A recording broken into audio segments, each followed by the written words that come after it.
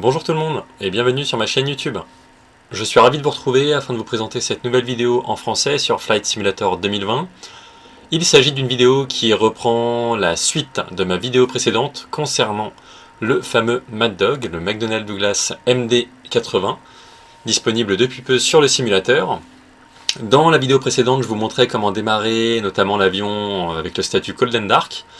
Et dans cette vidéo, je vais évoquer plusieurs phases essentielles, à savoir le roulage, le décollage, la montée et ensuite la descente, l'approche et l'atterrissage, à savoir que l'atterrissage se fera comme d'habitude en manuel pour la phase finale.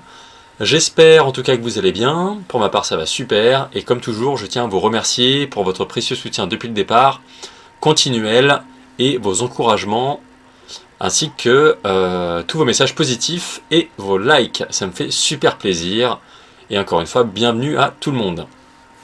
Donc cette vidéo concerne le vol que j'ai chargé sur SimBrief bien entendu, au départ de Palm Beach en Floride à destination de Nassau aux Bahamas. Ça va être un vol relativement court, c'est pour ça que c'est une bonne idée pour cette vidéo, comme ça va se faire plutôt rapidement. Et je suis donc sur le tarmac à Palm Beach avec les moteurs en route, et donc là je vais configurer l'avion pour procéder au roulage et ainsi rentrer dans le vif du sujet.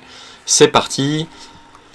À présent, les moteurs c'est bon, donc ce qu'on va faire c'est, dans l'ordre, aller au niveau de l'overhead ici, tout est ok, les ceintures. Pour info, j'ai baissé le son volontairement du simu pour que vous puissiez m'entendre convenablement. N'hésitez pas à checker de votre côté si tout est ok, normalement vous allez pouvoir m'entendre. Donc là au niveau de l'overhead c'est bon, pas besoin de toucher à quoi que ce soit pour l'instant. On va revenir ici sur les voyants principaux. Ensuite le MCP, donc les lumières ici pour le taxi c'est bon. Flight Director, l'autothrottle on verra plus tard. La vitesse V2 plus 10 c'est bon aussi. J'ai programmé les 25 000 pieds, c'est parfait. Ensuite au niveau du FMS, pardon, la route est bien insérée sans de discontinuité. Voilà, avec la piste 14 aux Bahamas. Ici je vais afficher la page d'approche, comme ça c'est fait. Ensuite, au niveau de la trim et des volets, nous sommes bons ici, c'est bien sûr 11. Là, je vais déployer les volets sur le cran de décollage de 11 degrés. On est bien en mode Tara, même si le trafic est désactivé. Ça permet de conserver des FPS vraiment convenables. Et pas d'ATC par défaut. Ensuite, les autobreaks sur RTO bien entendu. On les arme, c'est mieux. Ensuite, au niveau de l'écran de navigation, super, la route est insérée avec le trait rose. Les vitesses donc de décollage sont bien ici. Le Flight Director c'est bon. La tablette, comme vous avez pu le voir dans la vidéo précédente, tout est paré pour le décollage. Et donc, je suis donc passé sur la page Landing. Au niveau de l'avion lui-même, pas de porte ouverte, pas d'indication particulière. Donc là, nous sommes bons. Super. Donc nous allons pouvoir nous occuper de lancer le roulage. C'est parti. Je mets les gaz. Et ah oui, le QNH aussi est bon ici. On est bien sûr. Voilà, 30 décimales 0,6 pouces de mercure. C'est parti, je mets légèrement les gaz. L'avion est sensible au moment où on le démarre. Et on va se diriger vers la piste 10 gauche pour le décollage.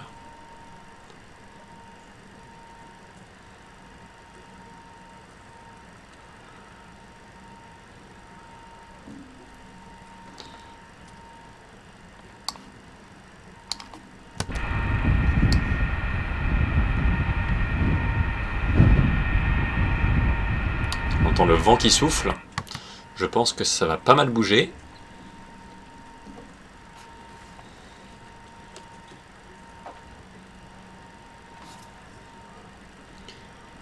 Je mets un peu plus de puissance pour lancer l'avion.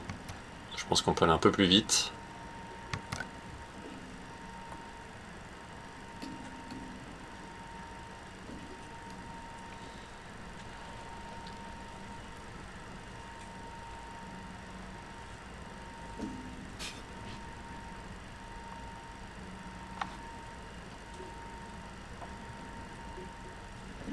Et les lumières sont bien mises là-bas pour l'anti-collision. C'est parfait. On continue. Vous voyez que l'avion est beaucoup plus rapide. Malgré le fait que j'ai mis un tout petit peu plus de puissance. Comme quoi c'est sensible. C'est pas grave.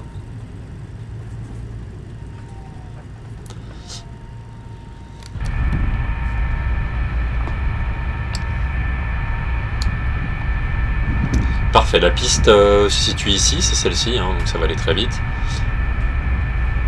On part du principe que nous sommes autorisés, qu'il n'y a pas de trafic en finale quand on va pouvoir s'insérer.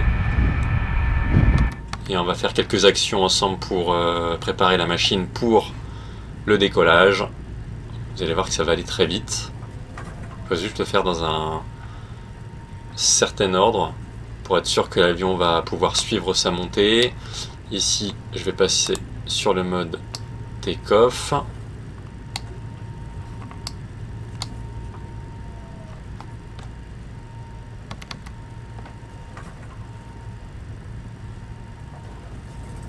Très bien. On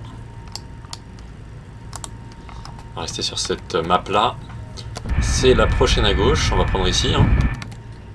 Pas besoin de prendre le seuil décalé en marge pour décoller. On l'aide pour le virage, c'est normal.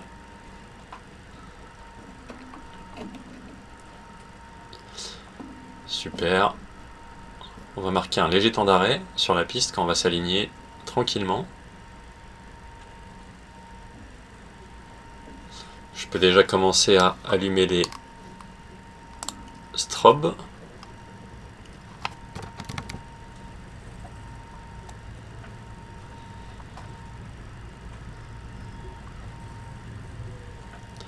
Super, on y est. On va s'aligner gentiment. Espérons qu'on soit bien aligné, comme il faut.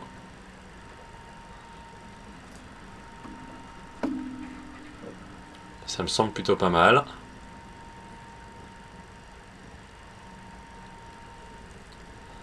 Très bien, ça me semble bien. On va s'arrêter. Je mets le frein de parc. Alors, c'est parti. Donc les lumières, les landing lights pour le décollage. On va passer également celle-ci. Ensuite, on va pouvoir allumer l'automanette. Ensuite, la nav, on va attendre le décollage, on va attendre d'effectuer la montée. VNAV, c'est pareil. Autopilot, c'est après. Ensuite, ici nous sommes bons, les volets c'est bon, l'auto-break sur RTO, reject takeoff, eh bien c'est parfait, ça me semble bien. Et je vous propose de mettre la pleine puissance, donc on va s'assurer de bien avoir mis l'automanette. Ici, je vais mettre un petit peu de gaz et on va enclencher le TOGA, ici avec ce bouton là, un petit peu de gaz.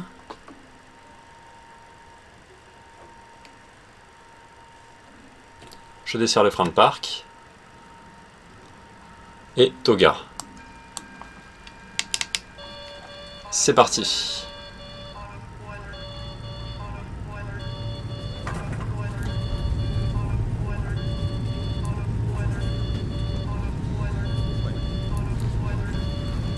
C'est parti.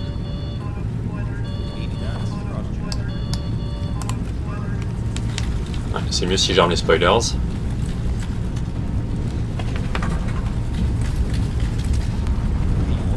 E1, rotate, superbe. On monte tranquillement. Vous voyez que le flight director se synchronise avec la montée. Je rentre le train.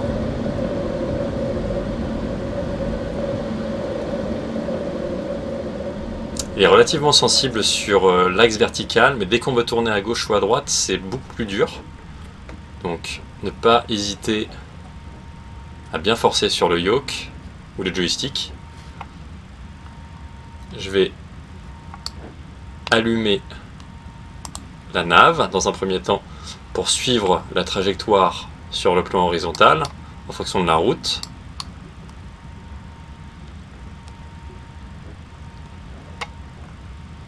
Je peux repasser ici.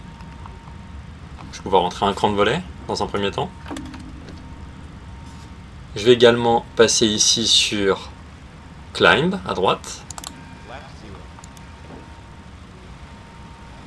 Voilà, le directeur de vol se synchronise encore. Et là, je vais appuyer ici sur VNAV pour synchroniser le flight director sur le plan vertical pour donc la navigation verticale. Vous voyez qu'on est plutôt bien synchronisé. Je suis toujours en pilotage manuel. On a l'arc vert ici qui nous indique que notre altitude cible sera atteinte à cet endroit-là. Donc ça varie hein, en fonction du vent, même s'il est faible, hein, en fonction du plan de vol en lui-même, etc. Donc là, je vais continuer comme ça. Je vais à présent, ici, activer le pilote auto.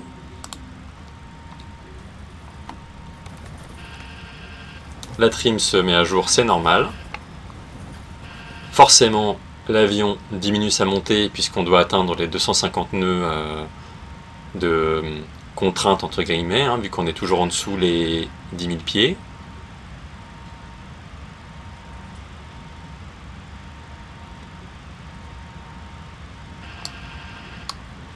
Ici, je peux désarmer les spoilers, on n'en a plus besoin pour l'instant.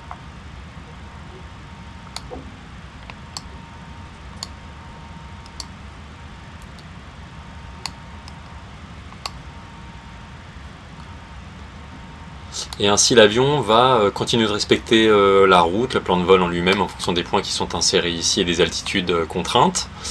Et ça va être comme ça jusqu'à notre altitude de croisière de 25 000 pieds. On va continuer ainsi, on prend de la vitesse toujours, c'est normal, l'avion continue de monter.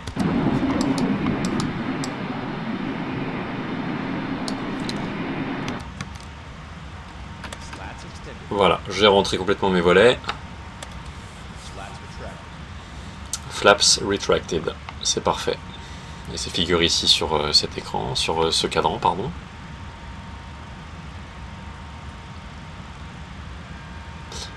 On a atteint la vitesse des 250 nœuds hein, sur l'aiguille orange.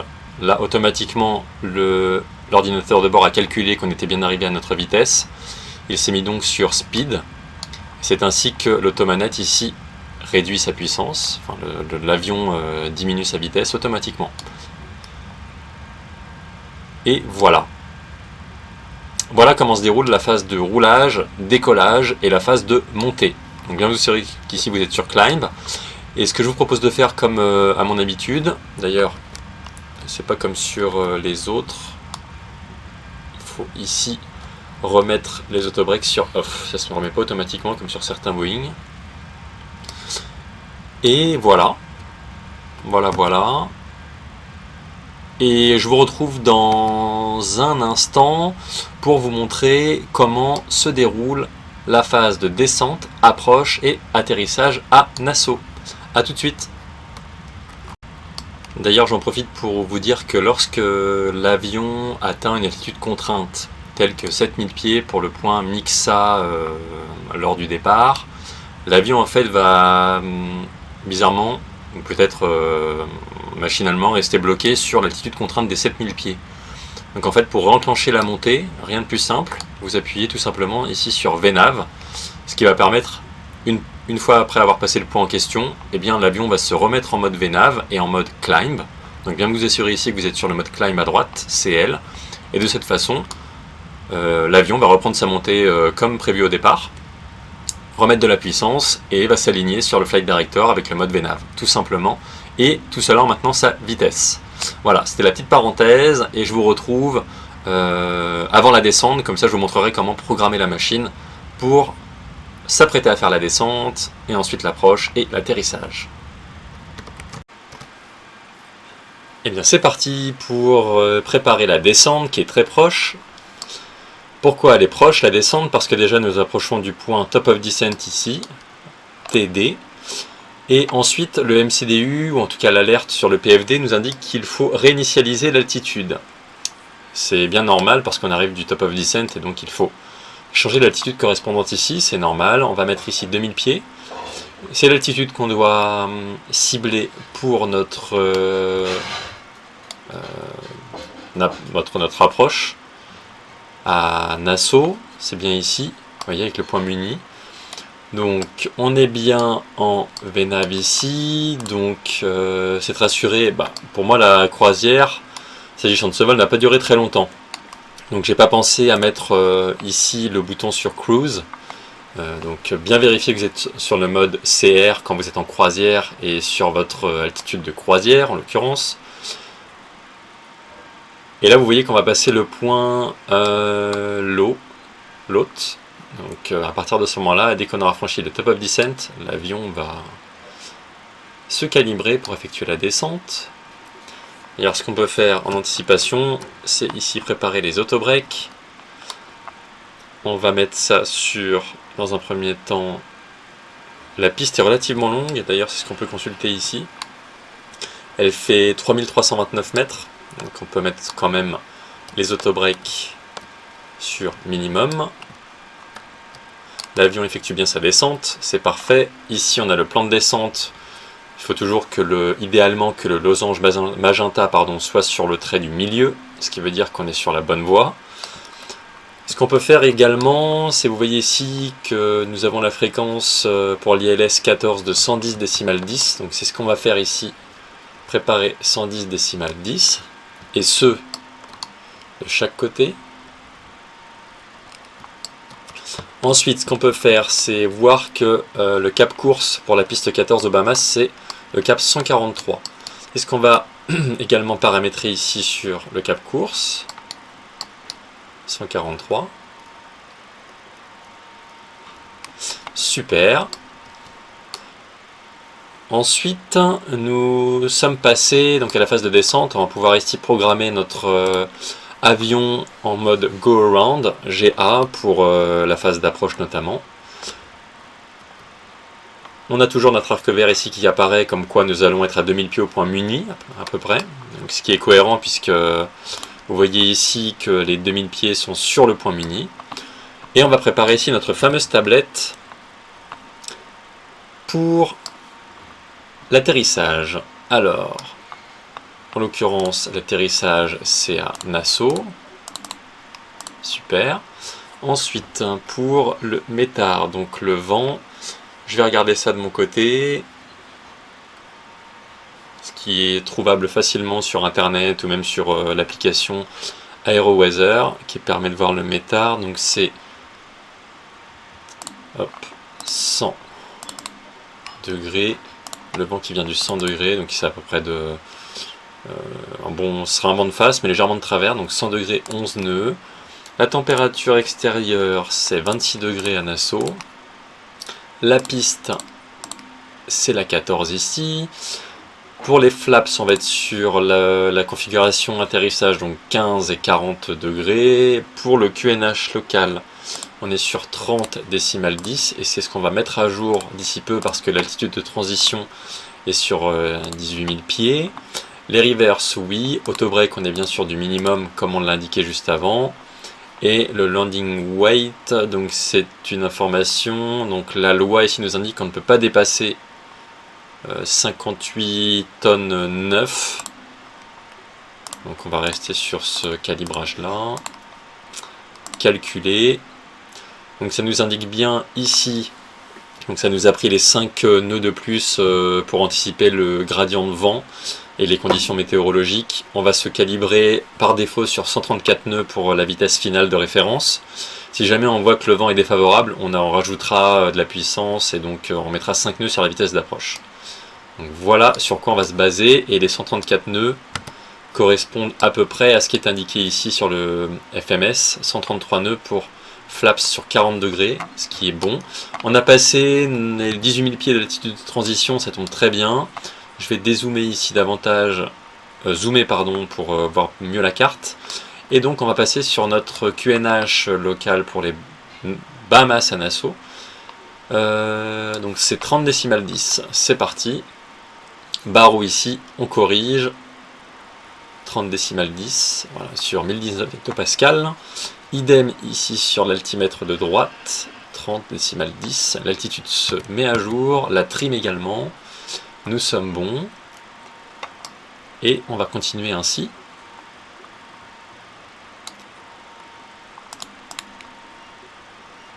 Hop, donc là, si je vérifie bien, nous avons bien notre vitesse, nos vitesses qui sont paramétrées sur l'anémomètre, avec la vitesse ici finale correspondante à 134 nœuds. Vous voyez que c'est cohérent et avec les autres vitesses ici pour sortir les volets, notamment le train d'atterrissage. Et dernière chose aussi, ce que je vais paramétrer, ce que je vais regarder sur le Navigraph tout de suite, c'est Nassau, l'approche pour la piste 14 et la hauteur de décision que nous devons paramétrer est ici de 217 pieds et c'est ce qu'on va afficher ici avec la Decision 8. Vous voyez le bouton qui est là au-dessus du radar météo, donc je vais juste avec la manette de la souris vers le haut afficher, donc c'est 217. Si c'est par dizaine, non c'est bon, on va pouvoir le faire. 217. Jusqu'à cette hauteur là, on peut remettre les gaz, dernier carat. Mais vu que la visibilité sera bonne, ça ne devrait pas poser de problème majeur. Je vais par réflexe armer mes speed breaks, comme ça c'est fait. Peut-être qu'on devra les utiliser à la fin pour faire ralentir l'avion, on va voir comment il se comporte au niveau de la descente. Ça se présente plutôt bien pour l'instant, on voit que l'avion suit sa pente, il est toujours sur l'arc vert pour les 2000 pieds.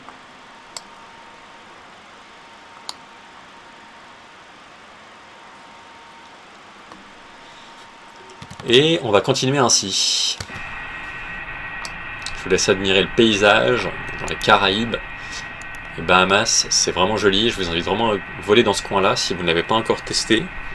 Ça change d'environnement, de décor, de couleurs, ça fait plaisir à voir, surtout que c'est vraiment bien fait, avec l'effet des vagues, etc. Les reflets, les lumières, avec les îles et les archipels. Franchement, c'est super beau. D'ailleurs, c'est tout droit, c'est parfait. On se rapproche des fameux 10 000 pieds, on se prépare bientôt à réactiver les landing lights. Je refais une vérif ici. Super. Le MCP, on est bien sur les 2000, les fréquences sont rentrées, j'espère que l'avion va bien capturer l'ILS. Auquel cas, si jamais on voit qu'il bug, parce que ça peut arriver, ça peut toujours arriver un bug, je me tiens prêt à prendre le contrôle de l'avion de A à Z, et comme je vous le disais au début de la vidéo, je ferai un atterrissage en manuel, en phase finale.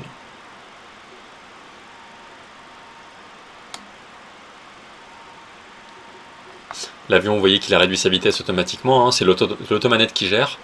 Il a programmé ici, l'ordinateur de bord a programmé 240 nœuds, ce qui est cohérent avec la flèche orange.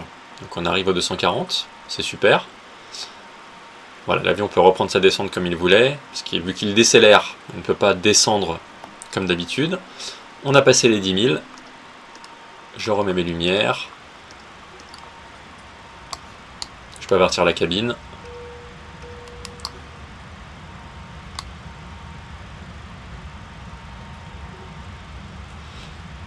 Ça se présente plutôt bien pour l'instant. L'avion a repris un peu de vitesse, ce qui est normal. On a repris une trajectoire de descente relativement plus dense qu'auparavant. Forcément, si l'avion descend vite, il va avoir du mal à décélérer. Donc on surveille.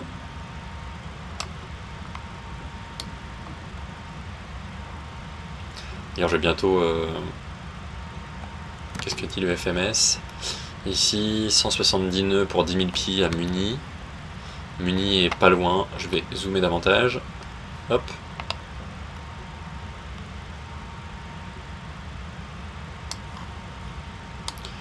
Normalement, à ce point-là, il devrait décélérer automatiquement. Donc on va le laisser faire. vu qu'il est sur le plan pour l'instant. Il suit bien sa route, il est sur le plan ici. Il a sensiblement la bonne vitesse. On reste comme ça, on approche des 7500 pieds.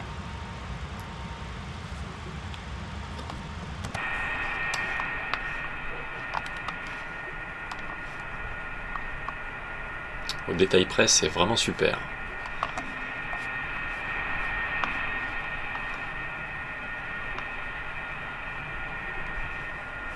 Voit-on les pilotes? Oui, nous voyons les pilotes, nous les apercevons. C'est rassurant.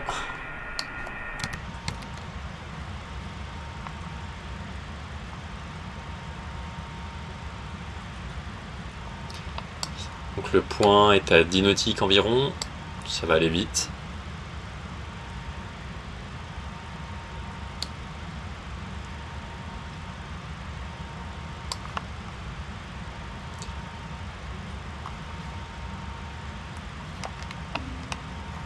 On aperçoit au loin Nassau.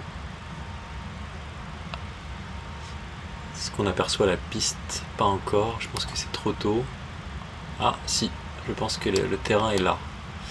Je pense que le terrain est ici. Ouais. Donc on a un dernier virage à faire qui va être très léger. Le localizer est apparu. Pour l'instant il est inactif puisqu'on n'est pas sur la trajectoire de la piste. Donc ça va être sur le cap 143 degrés qu'on a bien mis. Très bien.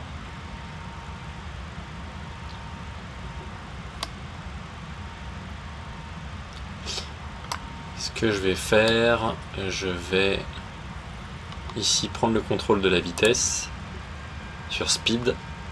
On va décélérer gentiment à 210 nœuds parce qu'on a passé les 5000, il va falloir ralentir. Vous voyez que la flèche en orange, je la contrôle à présent, j'ai cliqué sur speed. C'est bien sûr speed en vert ici, des deux côtés. On est toujours sur le plan. L'avion essaye de réduire tant bien que mal sa vitesse, mais c'est vrai qu'on descend encore. De toute façon, on est bon ici, puisque le glide slope est au niveau des ailes. Donc ce que je vais faire, je vais l'aider. Je vais sortir les aérofreins.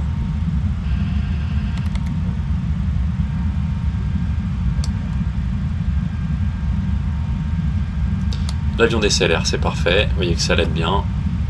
On va passer sur la dernière trajectoire, le dernier virage. Ça va être une légère inclinaison à gauche. C'est très bien qu'on décélère maintenant. Du coup, ce que je vais faire, je vais sortir un cran de volet. Super. L'avion tourne et je passe à présent sur ILS. Le lock est bien visé. L'avion décélère. Je vais décélérer 190 nœuds.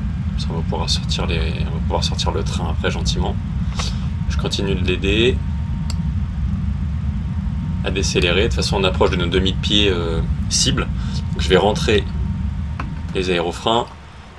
Je les arme à nouveau pour l'atterrissage. La petite alerte comme quoi on arrive à notre altitude cible de 2000 pieds bientôt. On a 2500 pieds avec l'alerte, c'est parfait.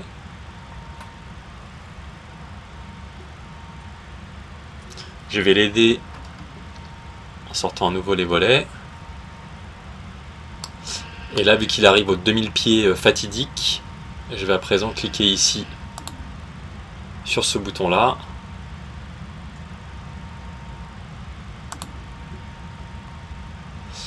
Alors c'est peut-être celui-ci. Ouais. Attitude hold. Alors je vais reprendre un peu de vitesse pour pas que l'avion cabre trop. Et oui, c'est bien altitude hold ici. Je pensais que c'était en tirant le bouton pour qu'il maintienne les 2000, mais l'altitude c'est normal. Donc je vais sortir les roues. On va réduire ici à 134 nœuds comme prévu. Donc que le vent est faible, on n'aura pas besoin de faire quoi que ce soit hein, pour modifier la vitesse.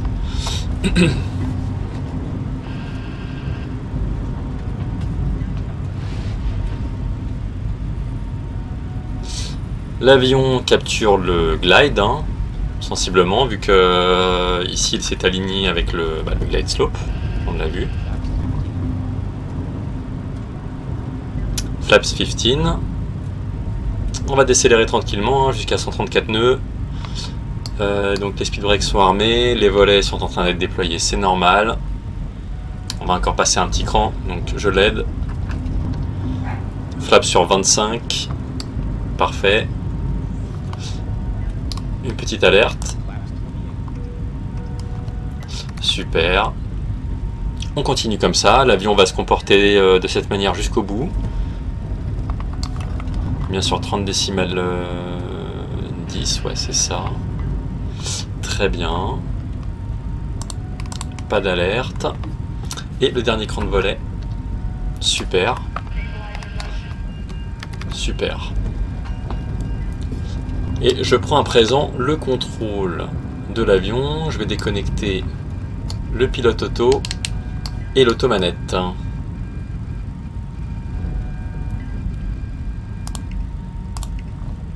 Super.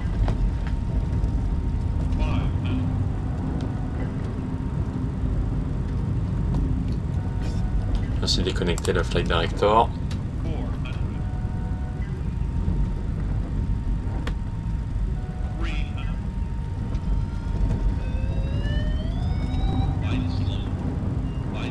J'essaie de me réaligner.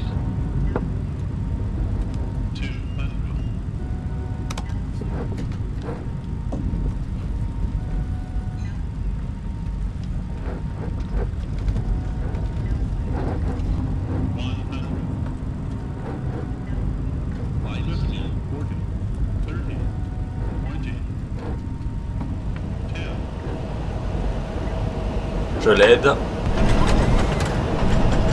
Perfect landing. Super. Les reverse. C'est pas évident. Il pèse son poids hein, à l'atterrissage. Bon, je suis pas censé entendre des applaudissements. L'avion décélère. 60 knots. Super. Très bien.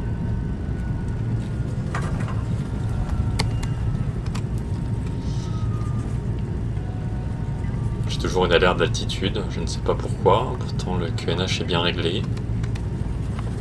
C'est pas grave.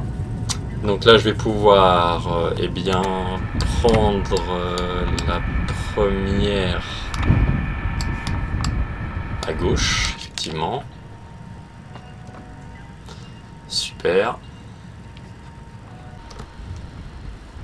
Alors une fois que vous êtes arrivé à votre point de débarquement, pour éteindre l'avion, rien de plus simple, on va le faire très rapidement ensemble.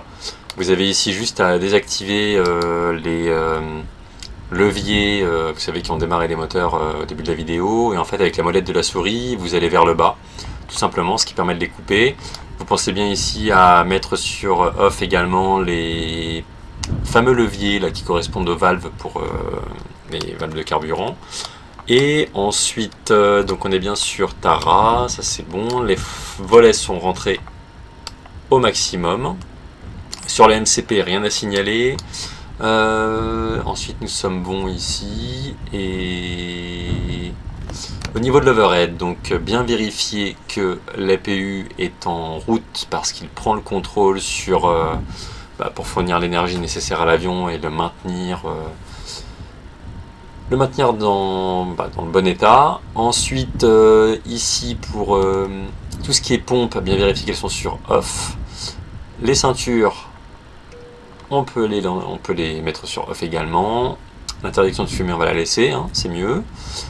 Les pompes vont être donc sur off.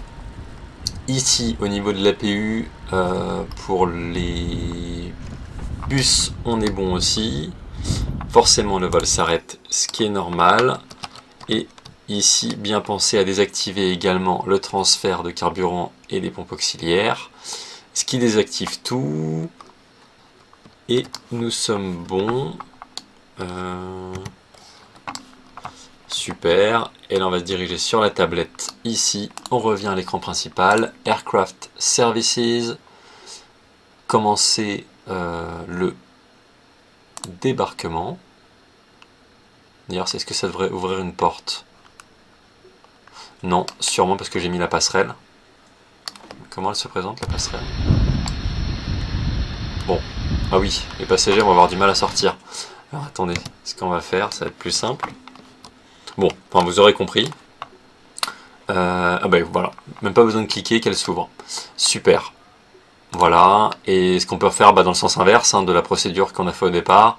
Pardon, dans Aircraft Services, ici Ground, on remet... Pardon. D'accord.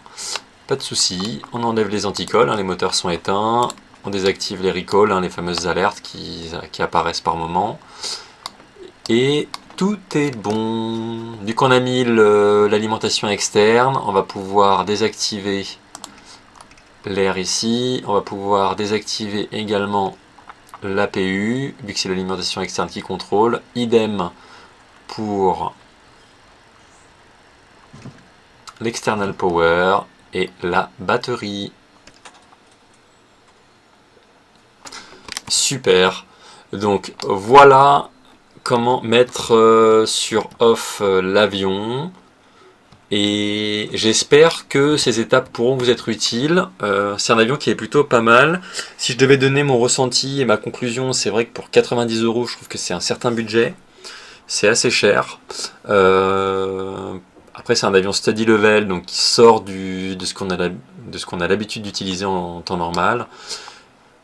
Je trouve qu'il est vraiment agréable parce qu'on sent vraiment le poids de l'avion. Je pense que vous l'aurez remarqué sur la phase finale et l'atterrissage. Quand je tourne même au décollage pour faire la rotation, etc. Il y a beaucoup d'indicateurs qui sont positifs.